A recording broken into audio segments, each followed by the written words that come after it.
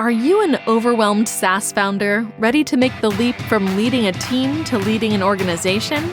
Join us each week as we refill your think tank with actionable tips and strategies from great business minds you know and those you don't know yet. This is SaaS Fuel with your host, 5-time entrepreneur, SaaS founder, and globetrotting adventurer, Jeff Maines. Welcome back to the SaaS Fuel podcast, where the bad news is that time flies, and the good news is that you are the pilot. I'm your host, Jeff Maines. Well, Q4 is underway and flying by already. Only 20 days until Halloween, 44 days until Thanksgiving, 75 days to Christmas, and 81 days left until we welcome in 2023. Believe that? Well, somebody had to say it, so you're welcome. But make every day count and be a great pilot. It seems like various holiday decorations arrived really early this year. Supply chain issues are still abundant and things are either arriving really early or really late. I was in a store earlier in the summer where there were winter coats, swimsuits, and Christmas ornaments all within a few feet of each other. So I guess Elon Musk was right when he said the supply chain stuff is really tricky. Our guest this week may have a few things to say about that and making tricky things run smoothly. More about that in a minute. In last week's episode, we talked with Ann Ching, CEO of Supercharge Lab, an all-encompassing digital marketing solution that allows you to sit back, relax, and supercharge your growth. It's a very impressive solution that uses AI to guide marketing and client acquisition. It's a great conversation, really fun with a serial entrepreneur who has sold 2 of her previous startups and pays it forward. So if you missed that, definitely go back and give it a listen. My guest this week is Colton Griffin, CEO of Flourish Software, a leading supply chain management and ERP system for the cannabis, CBD, and hemp verticals. In a highly regulated industry, Flourish Software tracks and optimizes the entire supply chain from seed to sale. On a trip to California, Colton saw a true greenfield opportunity in an industry that was primed for massive growth, but with no sophisticated systems to support that growth. Flourish Software allows the industry to grow exponentially and flourish with supply chain best practices and innovation. So give a loud shout out to Colton Griffin. Well, hey, Colton, welcome to SaaS Fuel. Awesome, Jeff. Thanks for having me. Absolutely. Tell me a little bit about your company and how you came up with the idea of building a software in the CBD cannabis industry. Yeah, so I run a company called Flourish Software. We handle all the supply chain and logistics needs primarily within the 4 walls, meaning the inventory management, manufacturing, execution, tracking the plants through the grow processes, and then the retail operations within the retail point of sale. So how did we end up in this crazy industry and building this platform over the last 5 years? I would say somewhat by accident. I was out in California and connected with some players in the industry and sparked sort of discovery that this industry was both emerging and severely lacking in software. And my background is in the more traditional enterprise software domain of warehouse management, order management, and transportation management. And so I had a team, my team and I were working on some analytics sort of ideas, productizing some of our consulting around operationalizing supply chain analytics and building a platform out for that. We discovered that cannabis was just a clear opportunity that we cared about and we could apply our skill sets to. And we did a lot of discovery the first half of 2017 to try to determine if there was a market there for it. And everything told us that there was a big market that really needed what we could bring to it. And so we landed our first couple customers and worked really hard and built the platform and got it deployed late Q3 or early Q4 in 2017. I think a lot of people look at the industry and think that it's more of a mom and pop kind of operation, but this is really turned into a real industry and a lot of sophistication, supply chain. We're talking operations, enterprise software, analytics. So How has the industry evolved, since you've seen it and been involved? So, even the enterprise side of this industry is small potatoes compared to what some true enterprise looks like out there. It's just amazing when you get into the nuts and bolts of a company to see, how big companies get, in the broader world, right? But I would not say that this industry is relegated to small mom and pop shops. Exactly. Yeah. They're real businesses. They're real businesses doing, Yeah. hundreds of millions of dollars in revenue. And it's a multi-billion-dollar industry across the country. What's really interesting is that the industry is like still very fragmented because you can't transport products across state lines. So even the biggest companies operate, say they operate in 10 states, they operate as 10 sort of siloed like operations that can't truly see those efficiencies that you could if you were able to ship and service in a complete national market. I mean, it's grown incredibly. Like the topic of supply chain management probably isn't the most, it probably isn't what people set out to focus on when building these businesses, but it's the how it all works behind it. It's really the where it meets. Where the business meets like profitability. It's all around execution at the end of the day. So, over the last 5 years, we've seen a lot of our customers grow, 100x plus. Our biggest customer when we started with them, they had like 1 or 2 stores, small 10,000 square foot grow. I was at their manufacturing facility the other day. 200, almost 300 people work there. It's almost 1 million square feet of cultivation. Wow. 50 stores they're running. That's just in one state. It's been incredible to see like businesses like that grow over the last few years. It's happening in every market that we've legalized. It is the real deal. There's a whole, like the talent also that's come into this industry is matured as well alongside of that. It's pretty incredible to see how these businesses have been built, in relatively short amount of time. Yeah, that's an industry that really didn't exist, at least in a legal fashion, 10, 15, 20 years ago. So no, not in a legal fashion. So yeah, I'm sure it's been around a lot longer than that. Yeah, certainly. So how is it working in a regulated industry that, navigating some of the challenges that maybe some places it's legal at a state level, but still illegal at a federal level, crossing state lines? And what are some of the challenges you have with supply chain? So a lot of it's fragmentation, and a lot of there's a lack of access to a lot of the traditional tools that people have to manage their operations. So from a vendor selection, it's all thawing out, and it's actually changed dramatically over the years, and it continues to be moving in a positive direction. So I don't want to paint a complete doom and gloom scenario here that you can't touch anything, or there's no banking, or there's no access to anything. Like it's not be a little unfair to characterize it as like that.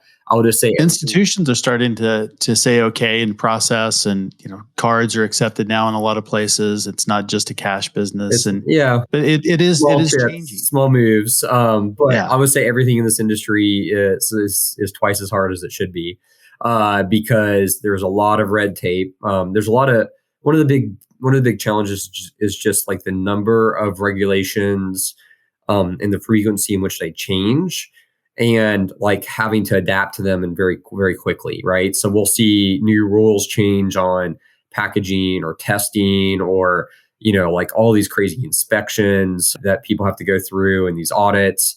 And, a lot of that, like, there can be like 100 rule changes in a year that the small things, but even the small things matter because the industry is so heavily regulated and so heavily scrutinized that it's like moving mountains to move something from one side of the building to the other sometimes. So it's like sometimes I feel like we're not handling a plant, we're handling like nuclear waste. It's what it feels like with the amount of paperwork and sign-offs and the detailed level of traceability that we help clients comply with. And so how have the regulations affected the way you build software or the way you think about your roadmap going forward? So, our software, our customers use our software to run their day to day, right? They're just trying to ship orders out, understand how much they have on hand, understand what everything costs, where it is in the process, which is, a fairly proven concepts in the broader world. But why we exist is that there's a lot of vertical specificity that is required to just do that on a day to day basis.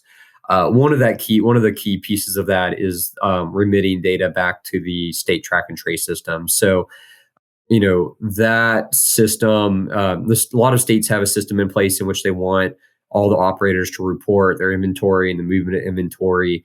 And then every state has like these various data points they want on it, right? Top terpenes, top cannabinoids, MMJ use quantity, right? Like these like small little attributes that are required to be captured either at the point when something's manufactured or tested, and then propagated through as you split and combine stuff and move it around. So a lot of what we do, like I would say, a good chunk of what we do, maybe 30% of what we do, is around the regulatory needs for complying with labeling, complying with track and trace, reporting, and complying with like making sure that customers are operating in a compliant manner. So the checks and balances we do to ensure that things are have proper lot numbers associated to it, that we're enforcing expiration dates, that things are moving through. You can only leave a harvest open for so many days before finalizing it. So like there's lots of these little details that we help our customers stay on top of. And our customers tend to be, the mid to larger size customers with, lots of movement going through their facilities. And so they really rely on a system in place to help have that second set of eyes and help just systematize, like make it very, very baked into their SOPs and very native to what they do on a day-to-day basis while they're just trying to ship orders out and make money. So it's driving some pretty significant efficiency, it sounds like. A lot of, trying to reduce the data entry, try to make sure the data entry can be entered once and then go, like a lot of our big value props is integrating all their other systems into one point of truth. So we keep their menu up to date. We send data back to the CRM. We send the data back to QuickBooks for them to reconcile the books. So like one of the big reasons people come to us is like, they have 4 or 5 different things they're typing the same data into. And, as you're typing data in, there's inevitable human error. And it's just, it's a giant burden. And it really is a giant burden on these relatively small businesses to just make sure that they're operating compliantly and getting everything in and documented and et cetera like that. So when we come in and we put our software in, we automate a lot of that and we streamline a lot of it and we make it hard to screw up. Which is key. That's really good. Yes, that's a sign of a great product right there. If it's hard to make mistakes, or you've thought through what those mistakes are likely to be, and also easy to undo mistakes and easy to audit when mistakes inevitably happen. So like that's the other thing. Like we have customers that have thousands of SKUs, right? They're doing lots and lots of work. Sure. And like prior to bringing software in, they're spending upwards of 8 to 12, 10, like hours a week, researching what happened to this item. Why is this number like this? Like, and then we brought that down to like a click of a button, right? We can punch in a tag number and we can see everything that happened to that across all their licenses, at a click of a button. We can punch in a lot number and we can do a full recall report, right? You can be, like say you mislabeled something and you got to pull it back from 20 stores, right? Like that's a click of a button, not a day's worth of work and like wondering if you're going to get a huge fine because you accidentally sold something that was mislabeled. Wow. Like that's pretty impressive. It really, like, that's not what people think about on the day-to-day basis. They're just trying to get through their day and deal with all the other noise of running it. But when something happens, like it's a lifesaver. So what is something that you didn't expect in coming into the industry? So, I don't know what I expected jumping into all of this. To be honest, like, I think back and think, what were we doing? We were just, a hungry team looking for a problem to solve that aligned with something we actually cared about and, in our skill set. We wanted to build a healthy business doing it, which we've done. I don't know that I expected to see like the range of products that we've seen. I mean, I've seen everything from like the craziest product I've seen is like an infused toothpick. Like just Wow. what I thought I couldn't find. Who would have thought? I mean, there's all the various concentrates, there's all the various, flower products, infused products, like amazing edibles, and then all these different stuff. One of the things that really did surprise me as I got into these operations and really walked them is the amount of science and engineering that goes into making this work. Like from a cultivation perspective, incredible science around the understanding of the plant, the biology of the plant, the perfect conditions that people are always trying to optimize to make the plant, produce what you want it to produce, which can be different things for different purposes, right? Depending on if you're extract or you're growing it for flower to sell whole flower, or you're looking for a cannabinoid. I mean, an incredible amount of science there. And then in the extraction world, I mean, I have an engineering degree, and I know enough to know when I'm out of my skill set. The fact that like some of these folks, on the extraction methodologies and the complexity of the machines and the complexity of what goes into running this. I mean, this is really, really deep science and mechanical and fluid engineering to do it. It's actually way more impressive than I ever would have thought. This is not easy. Yeah, it's not just, growing something in your backyard and opening up a shop in the front. I mean, you can grow it, the plant grows, but like growing it at scale for commercial purposes. And for specific reasons. And for specific things, I mean, knowing what you're going to do with the plant. I mean, it's fascinating, all of the different uses and things like that as well. Probably another thing is that around the health, legal cannabis is legal because of the medical efforts. Especially during the AIDS crisis, activists, really pushed the state of California to open up a program and allow on a state level folks to legally grow and possess and sell cannabis for medical purposes, right? And that's the roots of the legal industry. It's in medical, and you see a lot of states that are medical only even today, right? Texas is medical only, Florida is medical only.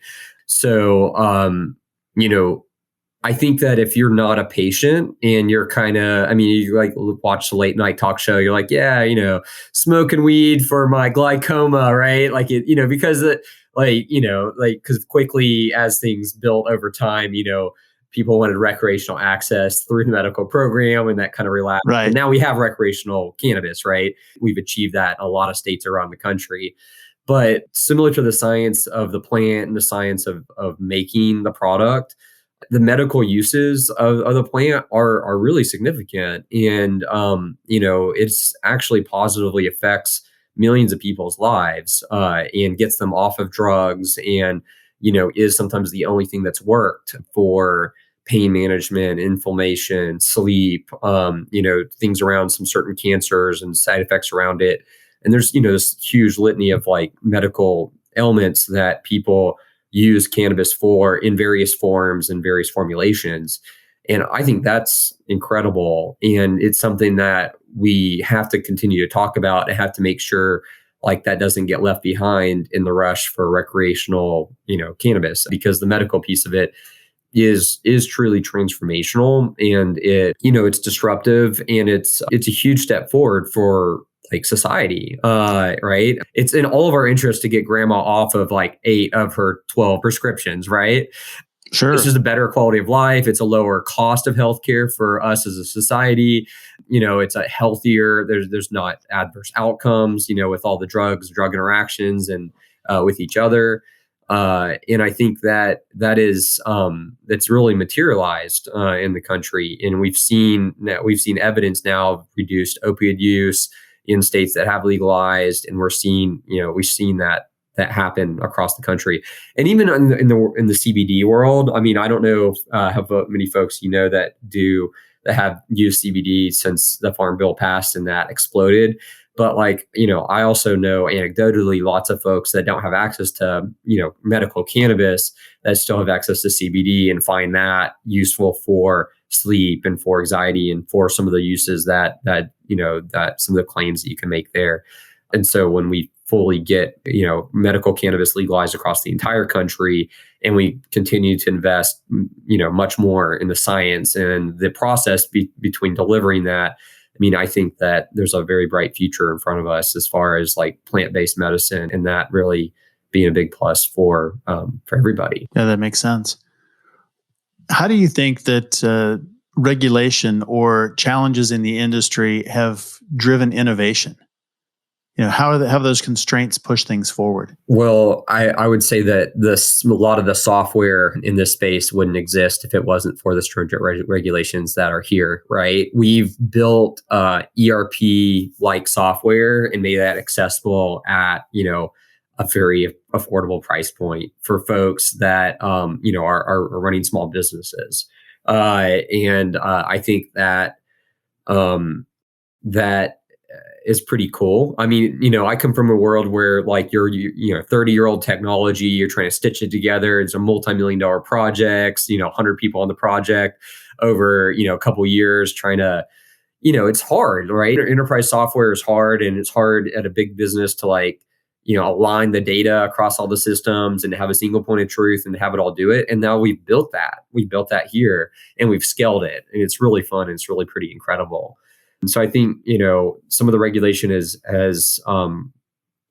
it's also like, even on the banking side and the banking compliance, it's like forcing some innovation there, some technology and some technology adoption around know your customer, anti-money laundering laws, and some of the, the fintech innovations we're doing to try to make payments work in a space that it's very challenging to have payments. It took us 18 months to get payments deployed within our point of sale.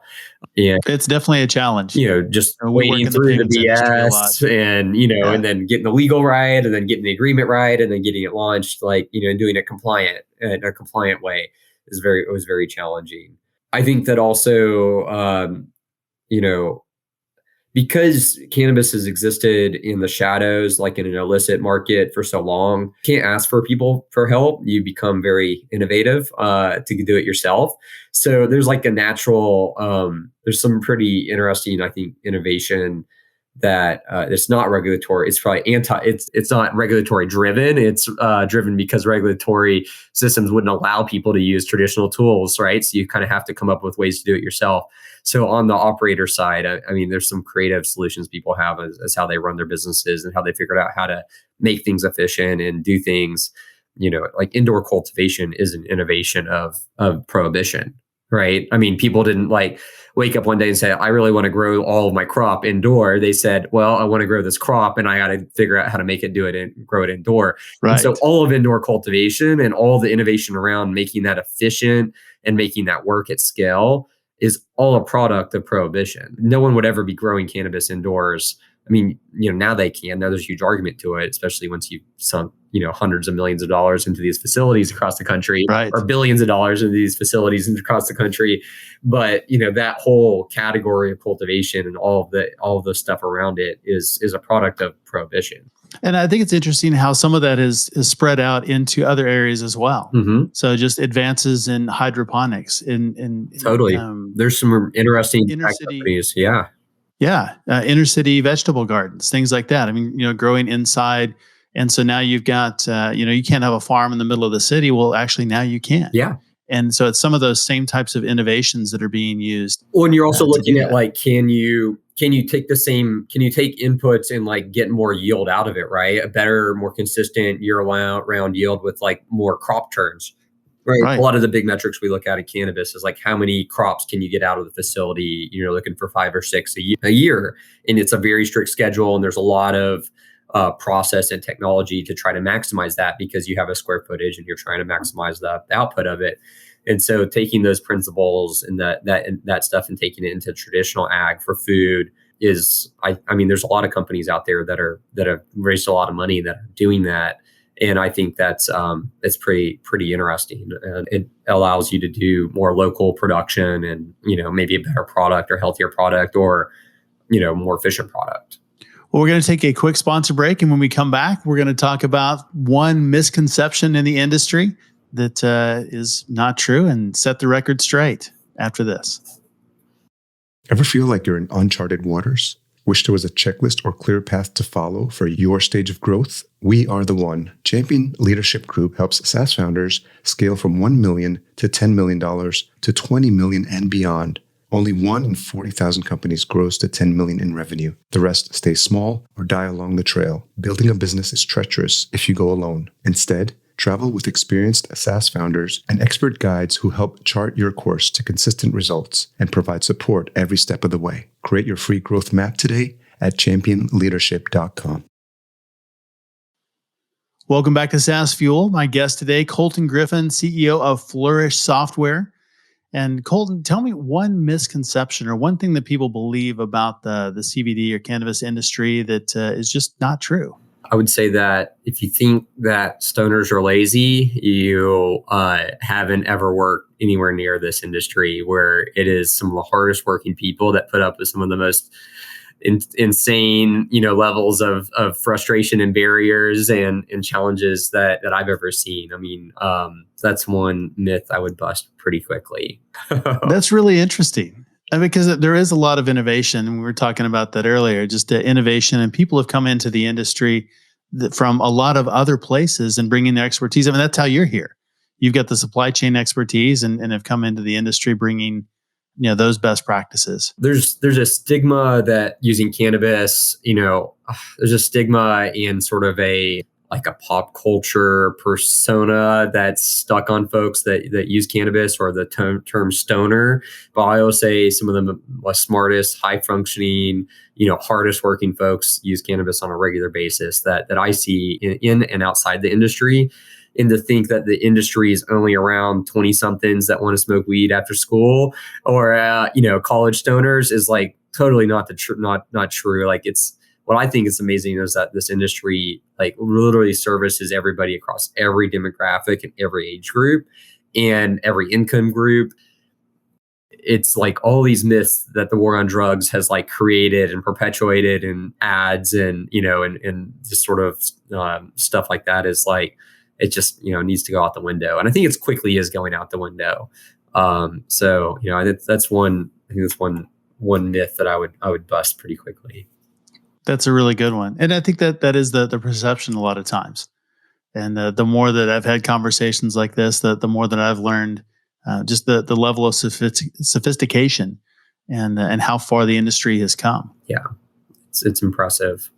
Well, we all want to build businesses. I mean, of course, we want to grow and make money and those kinds of things. But, I think something that we're both passionate about is being able to give back and using business to do greater good in the world.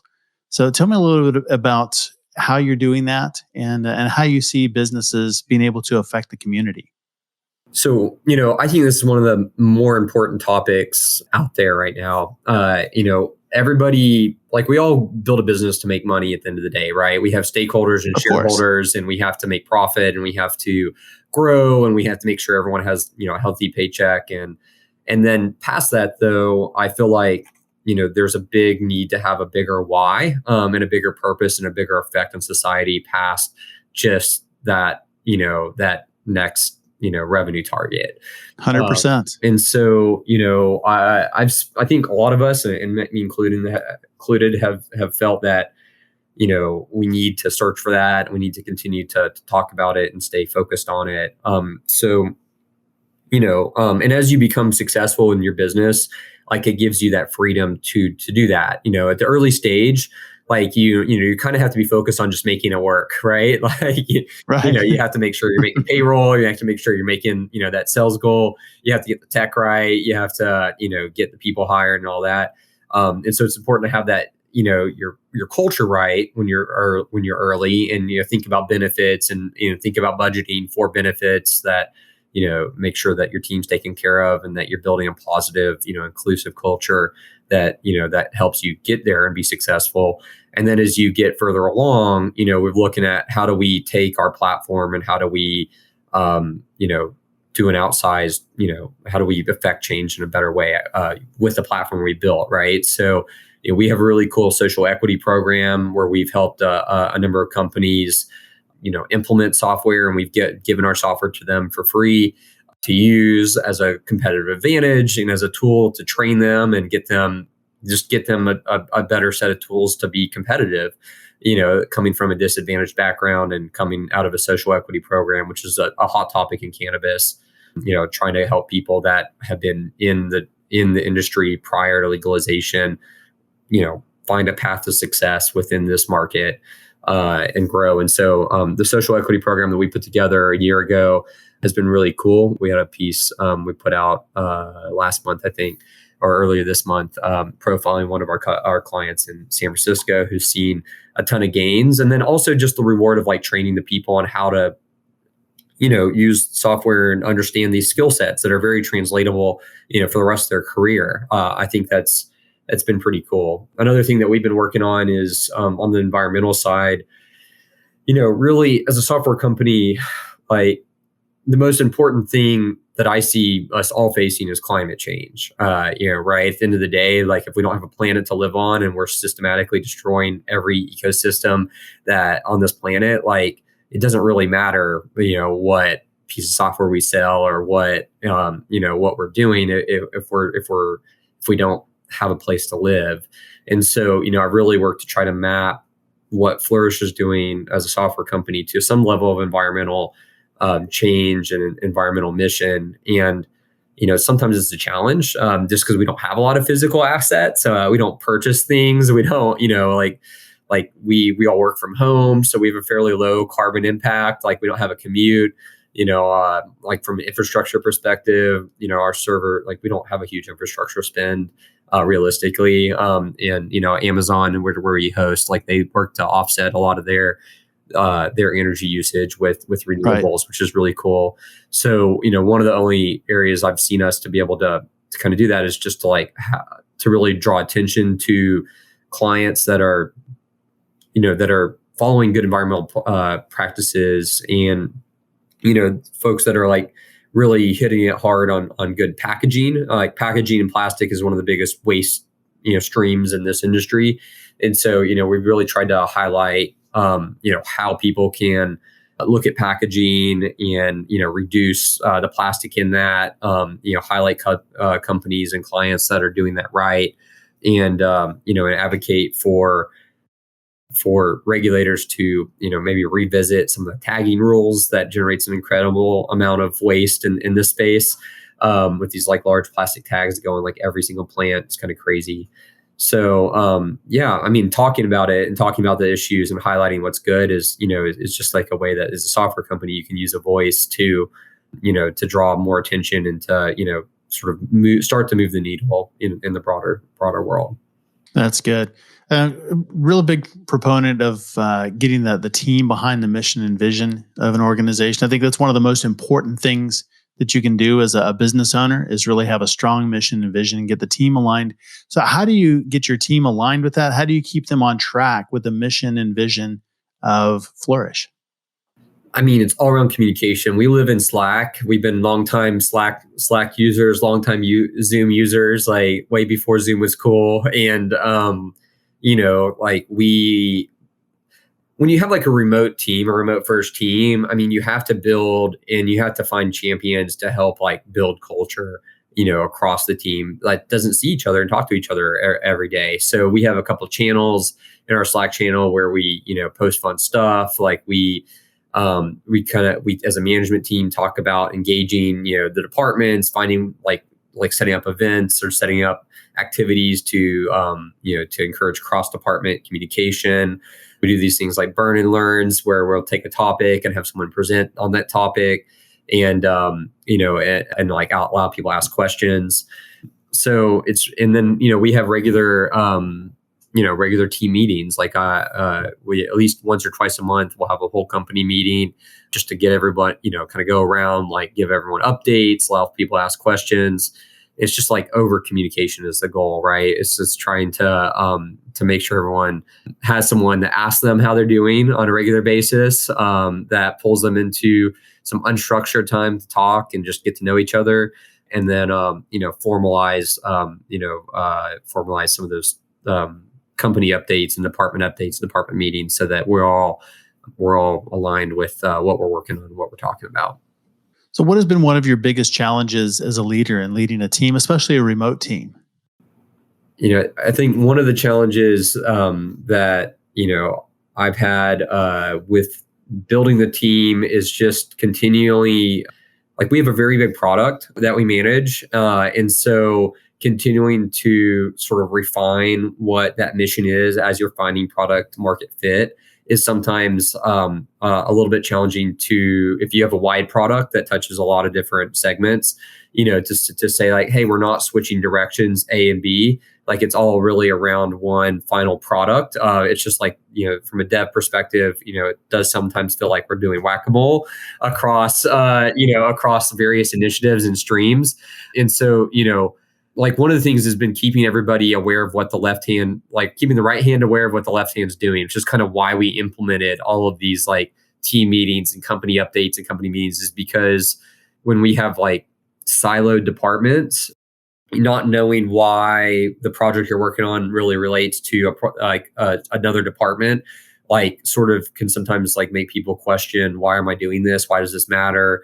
And so, communication is one of those big things that we've seen be somewhat of a challenge. And to respond to that challenge, we've implemented like a lot of these processes to try to over communicate and to build structure to it. Like, early on, we would have, a project would like go off the rails because a task got missed, right? Because we didn't have a good communication path between implementation and development, or developers like complaining because people are pinging them directly and driving them crazy. They're trying to get through their day and work, and like, hey, can you do this? Hey, can you do that? Hey, where are we at on this? Right. That's always a challenge. Always. And so, we like, those were a lot of the challenges we've had like over the years, is like, is like trying to reduce that friction and trying to keep people like in their lane sometimes, and then also keep people aware of what they need to be doing, and like not let all that burden fall on like just your A player, right? Because so-and-so always gets it done, and so you just go directly to them and you bug them, and they do get it done. They're the one that will stay out to up to 10 o'clock at night getting it done, because they just have that drive and they have that mindset. But as a manager and as a leader, like, your job is to not burn that person out. And so you have to kind of get ahead of that and pull that back and say, hey, no, I need to put some barriers up so you're not always, overloading this person, because I can't have my best talent just like get burned out. And so, that's one of the things that we identified over the last few years. And we've made some pretty significant adjustments to mitigate that. And, and then it's always a work in progress. Like, these things don't happen overnight.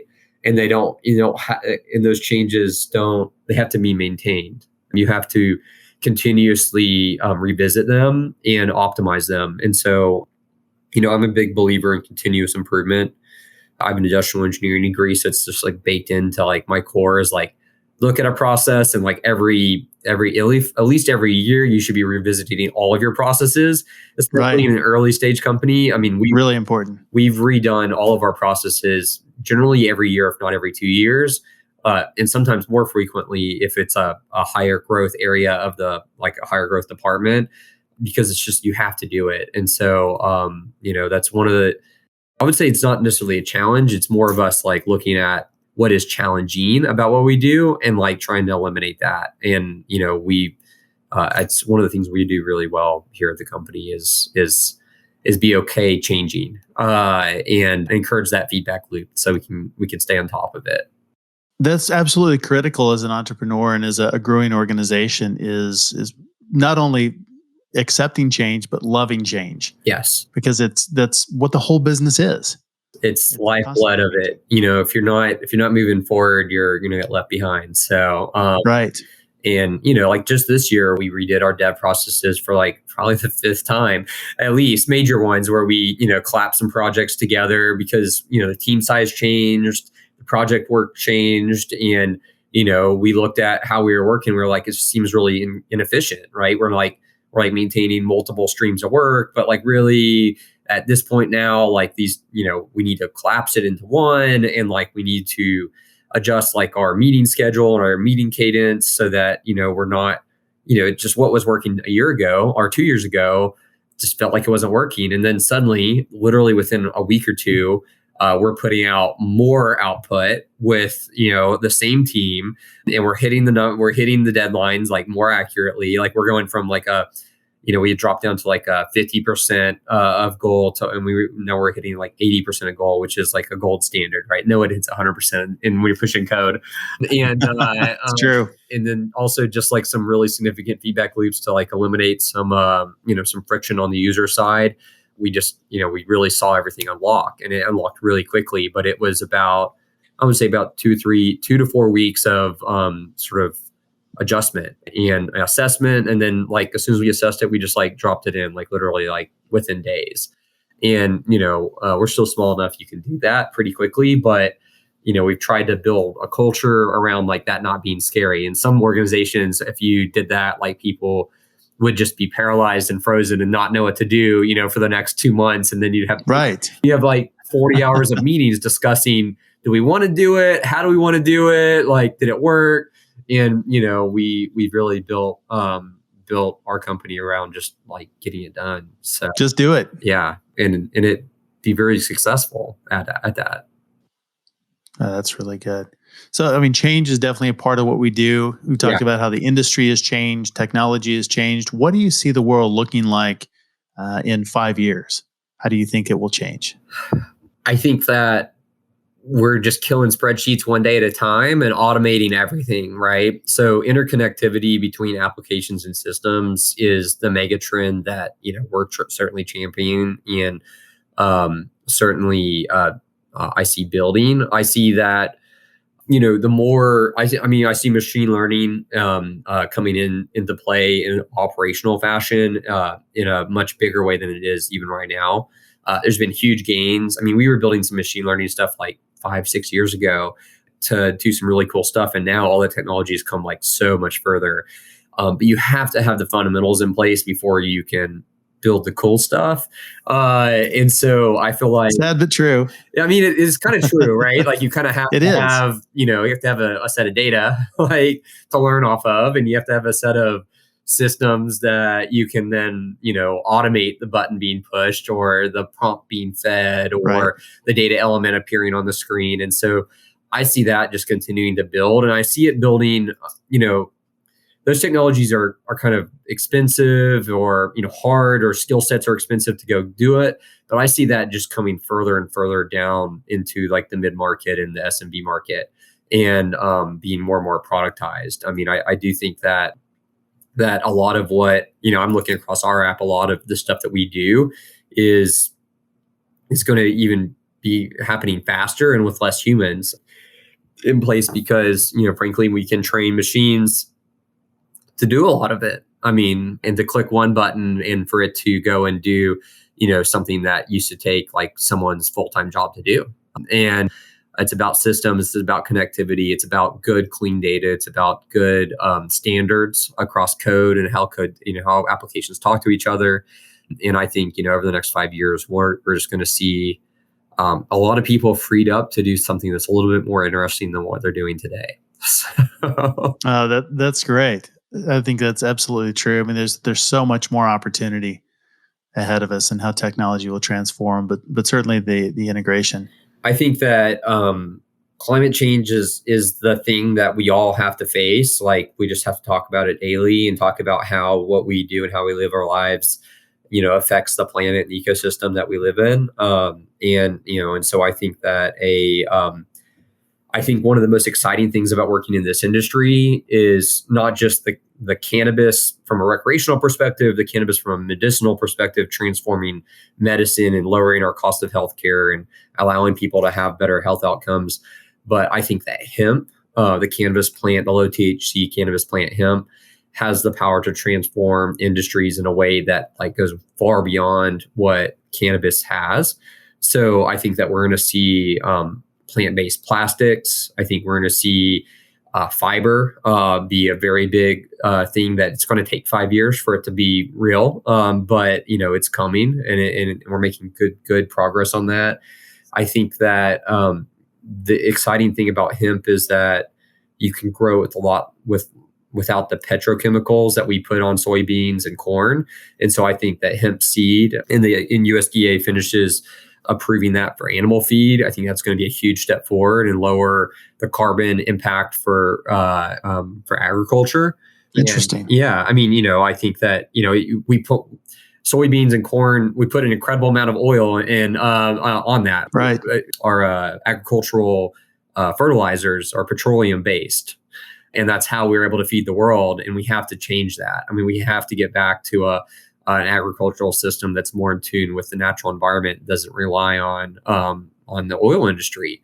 It just has to happen. I mean, and so we have more mouths to feed, and we have a planet that's what's warming, and like we have to find better ways of doing that. So I think a lot of what we're doing in this industry has long tail, positive, it's part of the tools that's going to help make this all work. So where I love my cannabis side of our business, hemp is about 10% of what we do. I'm super excited about what that looks like, over the next, 5 to 10 years, because I see it transforming textiles, like animal feed, building products, fiber, paper. Like, why are we cutting down, 200-year-old trees to make toilet paper? Right. Or, right. Right. I mean, why? Like that makes no sense. Right. Like, and, it's when we can do something that is much more sustainable and much more, it makes more economic sense. It makes more environmental sense. And it's just better for all of us. So it just is going to take time to build out the supply chain and build out the infrastructure to make it all work. And that's what we're doing right now. I mean, it's pretty cool. That's great. A lot more creativity and innovation ahead. So Colton, where can people find out more about you and about Flourish Software online? LinkedIn. You can find me on LinkedIn, Colton Griffin, Flourish Software. We're active LinkedIn user. Our social handle is @FinallyFlourish. So Instagram, Twitter, Facebook. When we deployed our software to one of our biggest clients, they were so happy that like hashtag kind of started trending internally. So we adopted it to ours. So finally some software that worked and that could do what they needed to do. So we adopted Finally Flourish as our handle on our social. And then online, www.flourishsoftware.com. So it's Flourish Software. If you Google us, you can find us. We try to keep the website and the blog up to date with relevant information. So, That's great. Well, thank you, Colton. It has been a pleasure having you on the show. Thanks, Jeff. Appreciate the opportunity to be here. Absolutely. See you around. Appreciate it. Thanks again to Colton for coming on the show and sharing your insights and resources. Learn more about Colton and Flourish Software at flourishsoftware.com. As always, all links, highlights, resources, and full show notes are available at saasfuel.com. Please subscribe or follow us at saasfuel.com. It's all free. And every SaaS founder who subscribes to the podcast will have 3 of their best clients volunteer to get a tattoo of your SaaS logo. Okay, maybe not, but it's worth a try, right? So go to SaaS Fuel and subscribe. Who knows? Join us next week where we go from supply chain to the blockchain in our conversation with Eric Rind, founder and CEO of Imagine BC. A serial entrepreneur, Eric has started a number of companies as the main inventor and technologist. His current mission is to put people back in control of their data using blockchain technology. He's kickstarted a new data economy aligned with consumer expectations. It's a really interesting use case for blockchain. So check it out next week. And until we meet again, enjoy the journey. Thanks for listening to SaaS Fuel. Full show notes for each episode, which includes a summary, key takeaways, quotes, and any resources mentioned, are available at saasfuel.com. Be sure to follow and subscribe wherever you listen to podcasts. And if you're enjoying the content and getting value from these episodes, please leave us a rating and review at ratethispodcast.com/saasfuel. We'll be sure to read these out on future episodes.